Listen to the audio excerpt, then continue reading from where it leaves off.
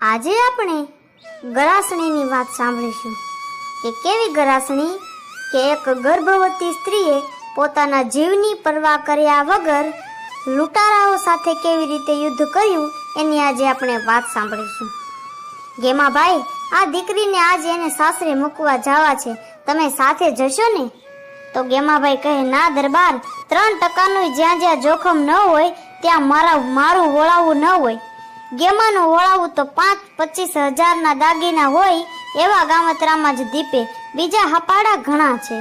આમ ઢોલીએ સૂતો સૂતો હોકાની ઘૂંટ લેતા લેતા આવો જવાબ દેનાર આ ગેમો પછે ગામનો કરડિયો રાજપૂત હતો. ગોહિલવાડ પંથકના પછે ગામની અંદર આવા 40-50 કરાડિયાઓ, ગરાસિયાઓ અને પંગારા ખાતા હતા.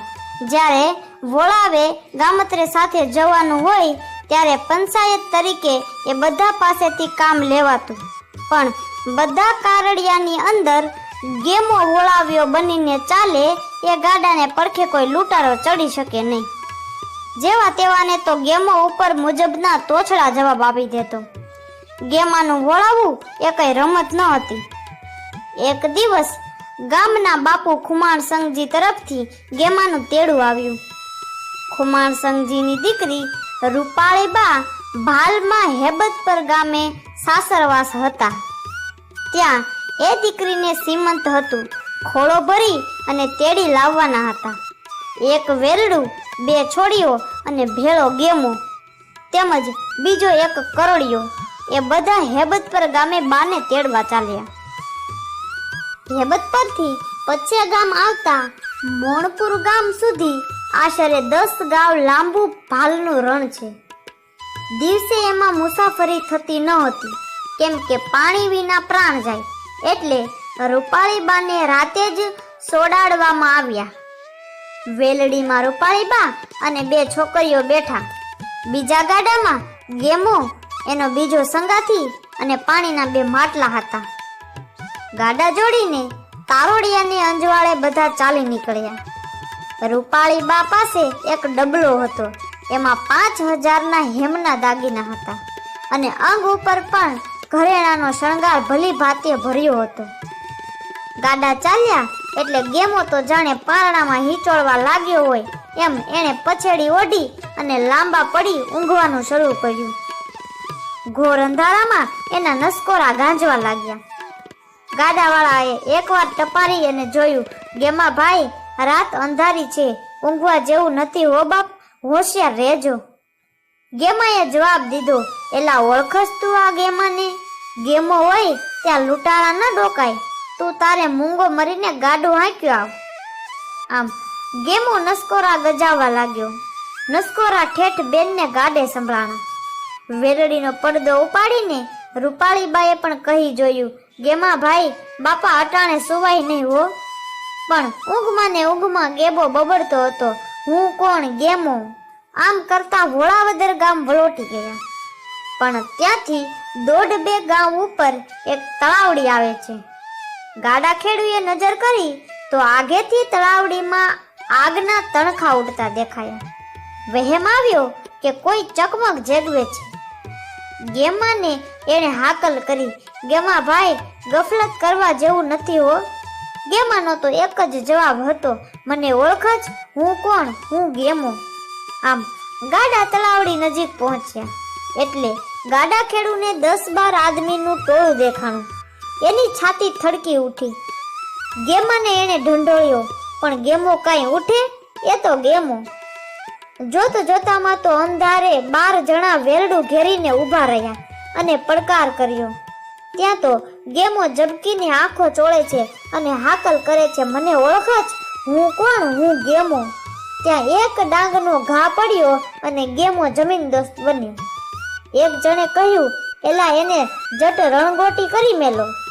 ત્યારે લૂંટારાઓએ એને બેસાડી એના હાથ પગને એક બંધે બાંધ્યા અને પગના ગોઠણ ઊભા કરાવી, પછી ગોઠણ નીચે સોંસરી એક લાકડી નાખી એક ધક્કો દઈ અને દડાની માફક ગબડાવી દીધો. આ ક્રિયાને રણગોટીઓ કહેવામાં આવે છે.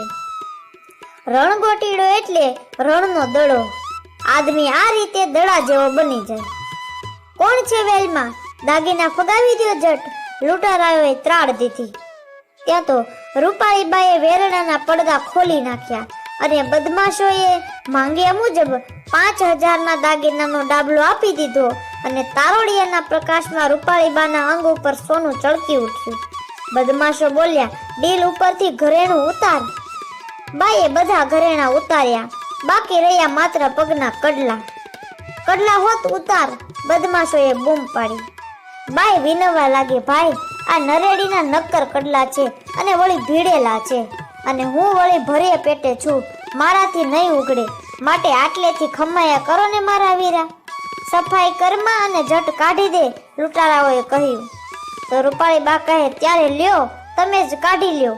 એમ કહી રૂપાળીબાએ વેલડીમાં બેઠા બેઠા પગ લાંબા કર્યા, પોતાના જતરડાની મજબૂત દોરીઓ ભરાવી અને સામસામા બે કોળીઓ કડલા ખેંચવા લાગ્યા અને બીજા વાતોમાં રોકાઈ ગયા.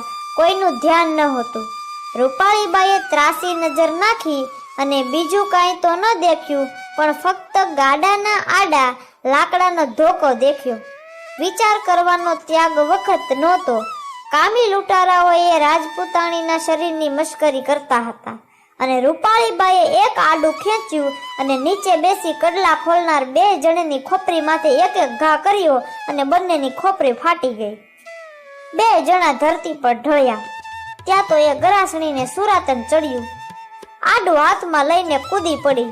10 માણસોની લાકડી પોતાના અંગ પર પડતી જાય છે અને માર વાગતા પોતે ગોઠણભેર થઈ જાય છે અને પાછી ઉઠીને આડાનો ઘા કરે અને એ ઘા ચંડી રૂપે ઘૂમતી એક ક્ષત્રિયાણીનો ઘા જેના પર પડે એ ફરીવાર ઉઠવા નથી પામતો.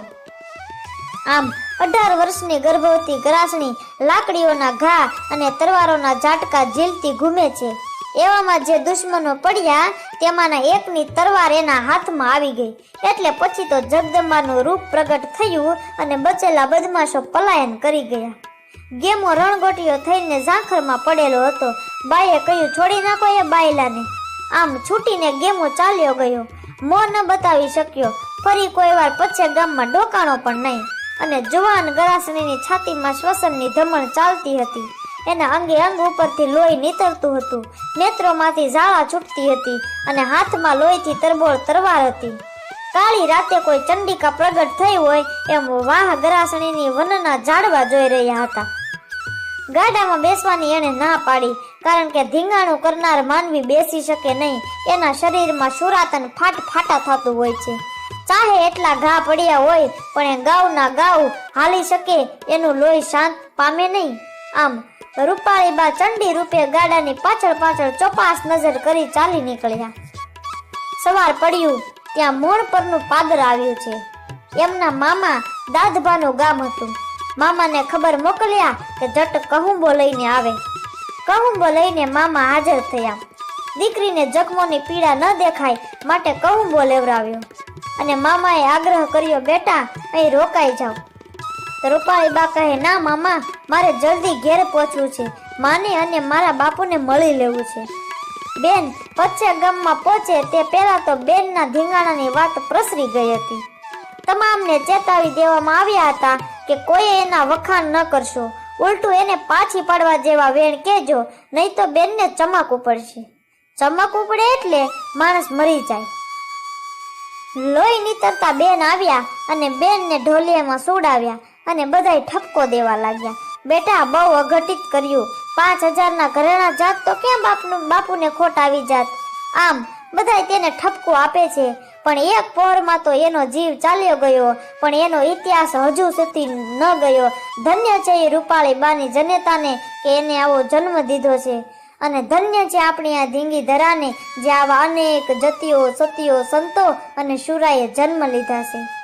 આવી જ અવનવી ઇતિહાસોની ઘટના સાંભળવા માટે અમારી ચેનલને લાઈક કરો, શેર કરો અને સબસ્ક્રાઈબ કરો અને તમને આ ઇતિહાસ કેવો લાગ્યો છે તે કોમેન્ટ જરૂરથી કરજો.